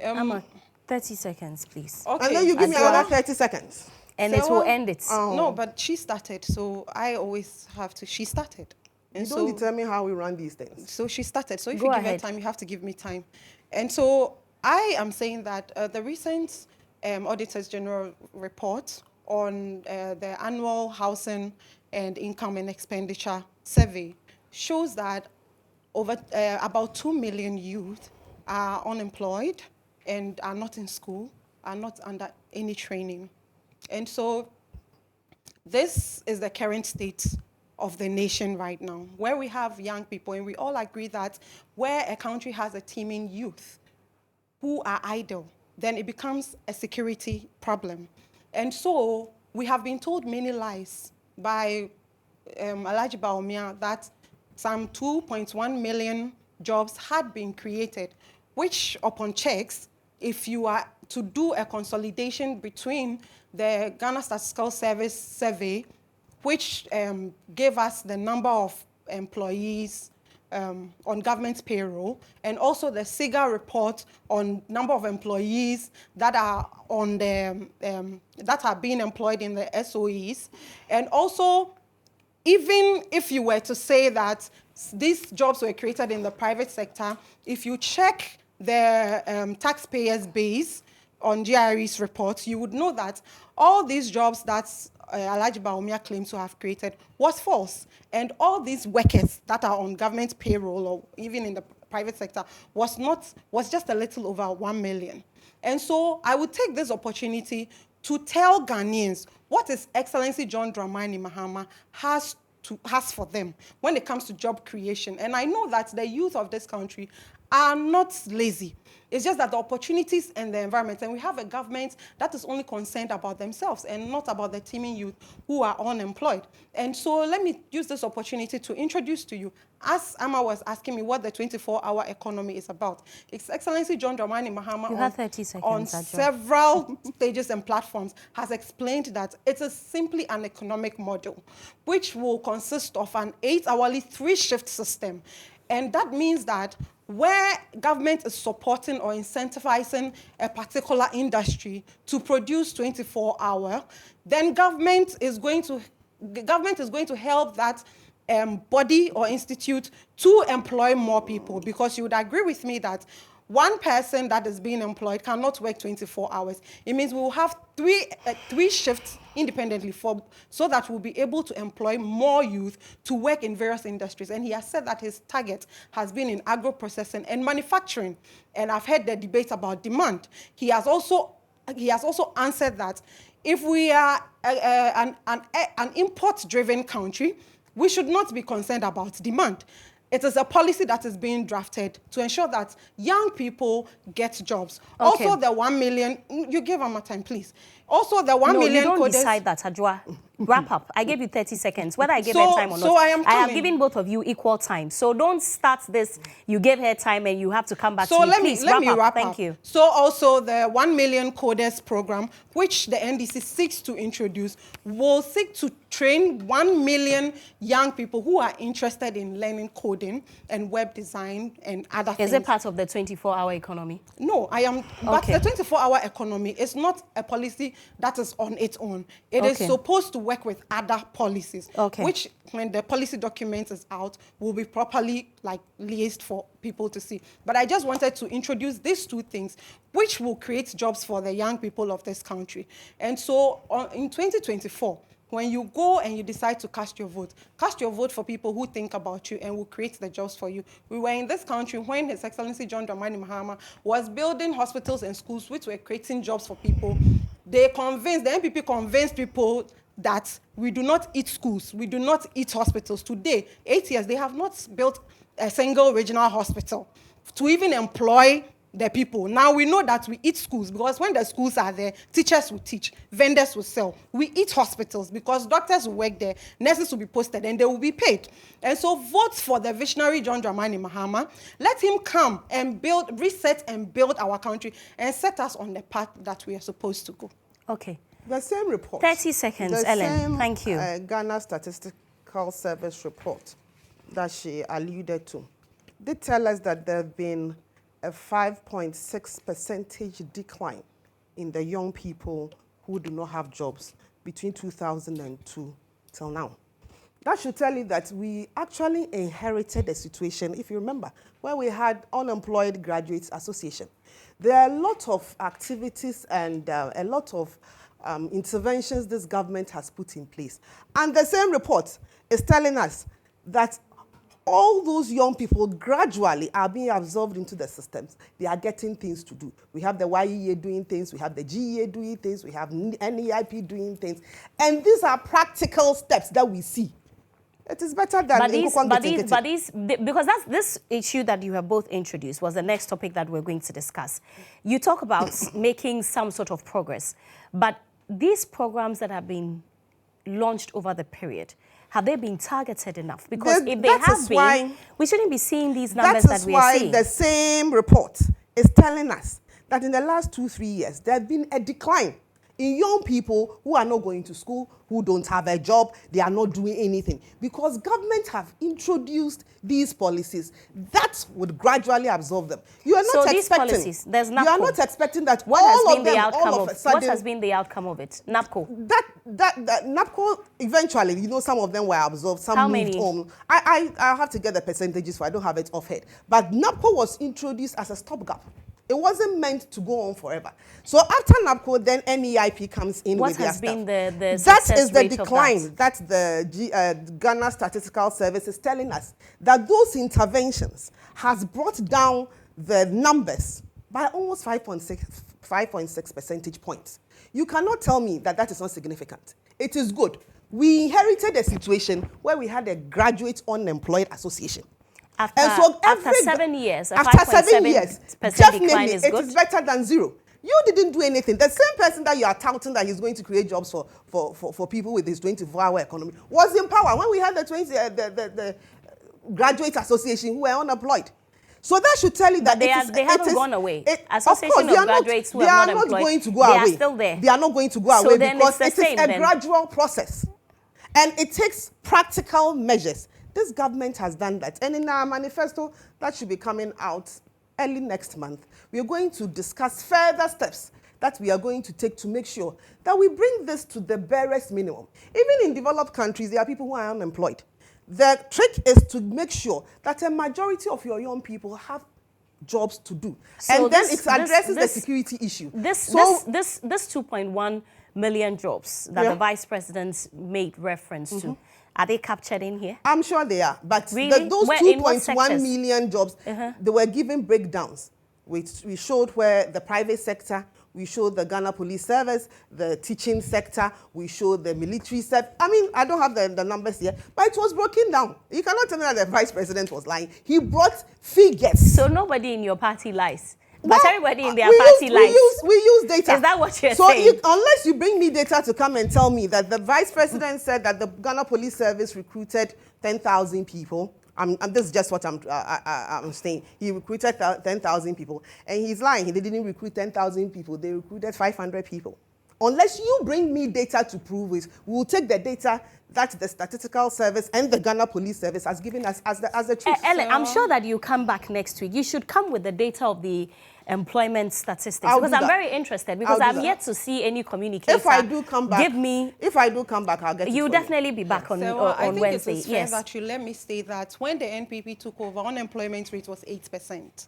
It is currently 14%, heading to 15%. So let's set that record straight. Okay. If you have an unemployment rate of 8%, who must you be to even suggest that a 14% increase? Do you know what it means?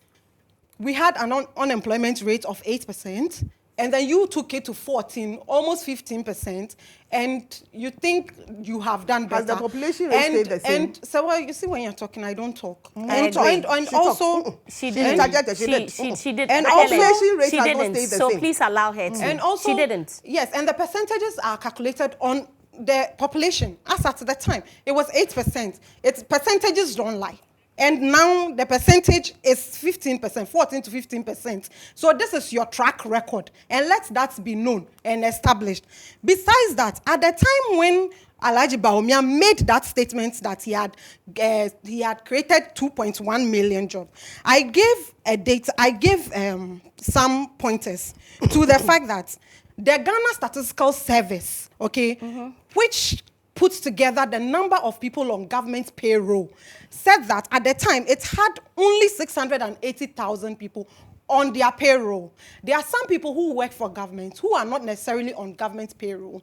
They are those who work for the state-owned enterprises. And so the number of people that are employed in SOEs can be found in the SIGA report, which also showed that there were about 68,000 people only on their payroll. Now, if you say you have created jobs in the private sector, so why you and I know that if you have created jobs, if people have employed other people, how will we be able to see it? We will be able to see it with the amount of tax they are paying, because employers will withhold taxes, which they will pay. And so when you look at the taxpayer base increase, you will see that there has been just an increase of merely 500,000. Put these three figures together, they are nowhere near 2.1 million. And so I do not know where Alhaji Bawumia concocted that kind of. Besides, if he had created 2.1 million jobs, will we be faced with a problem right now with young people not being able to work because you are taxing the hell out of young people who are doing online businesses? You are taxing them left, right, and center. Those who are supposed to go to school too, education is now so expensive because you have capped and realigned GET fund. Universities are desperate and introducing very expensive courses, making it even impossible for people to access tertiary education, because the age brackets we are looking at are usually the tertiary going age. So people are desperate in this country. So when government comes to us and talk to us, they have to talk to us like we also know something. You cannot come and throw figures about and think that we will not check. If you are saying you have created 2.1 million, where is the evidence? And those kind of ad hoc projects they brought, were like NAPCO, which you rightly asked, what has been the impact of NAPCO? And we rightly said, these people were throwing some of these slogans out there. You did not give the people the opportunity to contribute meaningfully to these various sectors. You just put them there. It was a second national service and paid them peanuts. Some of them have not even been paid. And then you let them go back home after the election. And now you tell us that you have created jobs. Where? Your unemployment rate is 14%, heading to 15%. You want to compare it to 8%. Where? Who does this? All right. Thank you very much, ladies, for coming on the show. Adjoa Ejapoma Ansong is a member of the NDC's communications team, and Ellen Ama Darko is also a member of the NPP communications team. And thank you so much for watching. Don't go away. After the break, there's more. But on Sunday, July 21, 2024, the Arab Bank for Economic Development in Africa will celebrate its 50th anniversary at the Kempinski Gold Coast City Hotel in Accra, Ghana. This isn't just a celebration, but a time for elevation to a whole new level of the growing partnership between Africa and the Arab region. Badia will use the occasion to bring together the heads of all the top financial institutions of the Arab world and Africa for the historic launch of the Arab-Africa Financial Consortium. The event, which is part of the AU Mid-Year Summit in Accra, will feature a leaders' breakfast, which heads of state, heads of institutions, as well as major economic decision makers, including CEOs, industrialists, and entrepreneurs from Africa and the Arab world. Dignitaries will include the President of Ghana, His Excellency Nana Addo Dankwa Akufo-Addo, the President of the Federal Republic of Nigeria, His Excellency Bola Ahmed Tinubu, and 12 other African leaders, the Chairman of Badia, His Excellency Dr. Fahad Abdullah, the leaders of the Big 8 financial institutions called the Arab Coordination Group, and many more, including representatives from all the other major regions. And so to attend this event, you can visit www.badiaevents.rsvpify.com, or you can send a mail to rsvp@badia.org, or you can call 053-609-8325. This is GH Today. Stay with us. We'll be back with more. Yeah, welcome back to the show. This is GH Today. I'm Serwaa Amihere. Let's have a conversation about misinformation, especially as we are going into the 2024 elections. It's been a very topical issue. I'm joined in the studio by Adib Sani. He is a project coordinator for the Information Summit, and Patrice Amegashi. He's also a project coordinator. You know, I used to watch, before I started broadcasting, I used to watch him, you know, so it's, I'm really happy. And now I'm watching you. You know, isn't that how life is? Thank you so much for coming on the show. It's a pleasure. It's a pleasure. How have you been? Well, I've been good. Hanging in there, waiting for you to send some more money into my World Bank account. Adib, how about you? I haven't seen you in a while. Well, absolutely. I touch base more on phone these days, Right. but I'm happy to be here. I'm happy to see you after a while. Yeah. I'm happy to see you too. Okay, so what's the, I know that we're getting into the elections. It's important to work on misinformation. But why the summit, Patrice? Well, What's the essence of it? you just mentioned it earlier, that we're getting into elections. And we all know the volatile nature of how our politics goes when it gets to the election. Right. The caravan carries a lot of emotions and a lot of incitement when it gets to the elections. People trade all sort of information, misinformation and disinformation about people just to either belittle you or make you look silly in the eyes of the opponent. Some people would give information out that is untrue, that is unfounded. They cannot defend it, they cannot stand by it, yet it passes through the ears of those who are watching or their followers. So we are saying that in the heat of the moment, let us pause a little, just so we don't ruffle the situation. So it cascades into something that is going to be rapturous for the Ghanaian. Every Ghanaian is excited and happy about their livelihood. But the point is that you can't bring your politics and your misinformation and disinformation to come and disintegrate what we already have. I did mention much earlier in a conversation that looking at the indices when it comes to hate speech and misinformation, disinformation and all that, Ghana stands tall among other African countries. So the point is that why do we want to whittle it down by not managing the kind of information that we put across? So we decided that, okay, leading up to the elections, this one is going to be very much heated. So we need to pipe down the kind of information and the words and statements that we put across. So the Ghana report decided that this is the time, this is the period, this is where we have to scrutinize everybody's emotions and set them on a zero key. So going forward, they would know what to put out there and what not to put out there and how to even manage what they put out there. Okay. Yeah. Adib, are there no laws, the existing laws dealing with the issue of misinformation? Well, there are a number of laws. We have the electronic law that is quite specific about the publication of false information. And I think currently Hobson Adoye is before the courts based on elements of that law when he opined that dynamites were used in one of those elections. For the first time in our history, we had a cyber security advisor to government in the name of Dr. Busiako. Now we have a cyber security authority.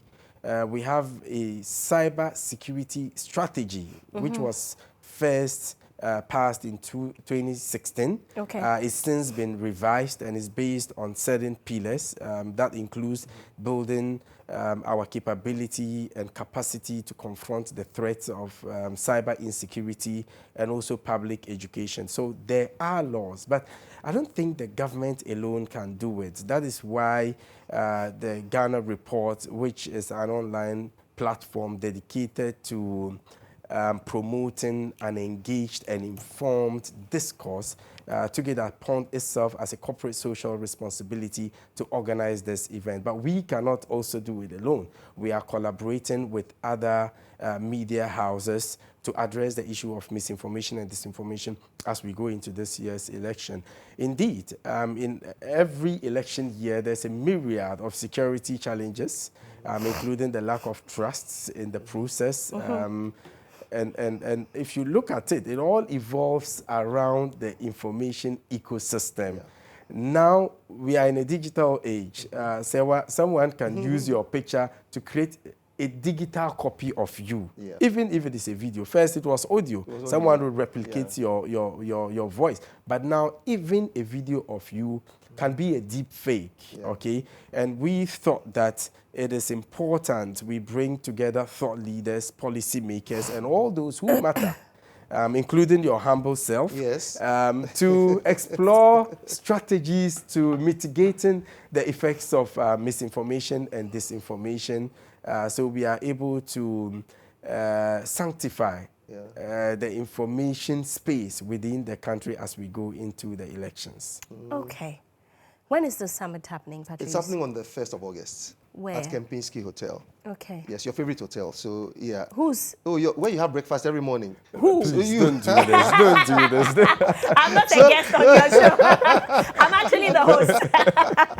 So on the 1st of August, the Ghana Report Summit is taking off, and it's starting at 9:30 in the morning. So there are ways for you to be a part of it. It is strictly by invitation anyway, because we need to control. The president is going to be there. The IGP is going to be there as well.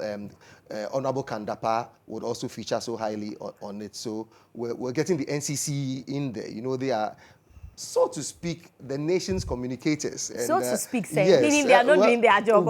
I've not said so. You are the one saying so.